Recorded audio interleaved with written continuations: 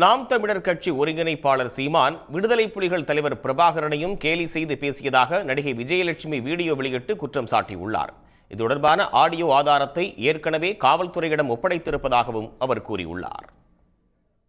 நேற்று தலைவர் பிரபாகரன் அவர்களோட அண்ணா மகனை சீமான் எவ்வளோ கேவலமாக பேசினார் அப்படின்றது நீங்கள் எல்லாரும் பார்த்துருப்பீங்க.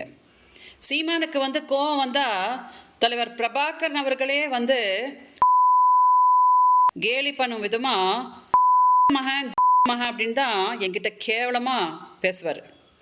அந்த மாதிரி சீமான் என்கிட்ட ஃபோனில் பேசியிருக்கிற பல ஆடியோஸை நான் 2011 அஇஅதிமுகவோட காலகட்டத்தில் சீமான் மேலே போய் கம்ப்ளைண்ட் கொடுத்தேன் இல்லையா, அப்போது தலைவர் பிரபாகரனை எவ்வளோ கொச்சையாக பேசியிருக்காரு பாருங்க அப்படின்னு அந்த ஆடியோ கூட நான் காவல்துறை கிட்ட காட்டினேன். உடனுக்குடன் செய்திகளை தெரிந்து கொள்ள சன் நியூஸ் பெல் ஐகானை கிளிக் பண்ணுங்க.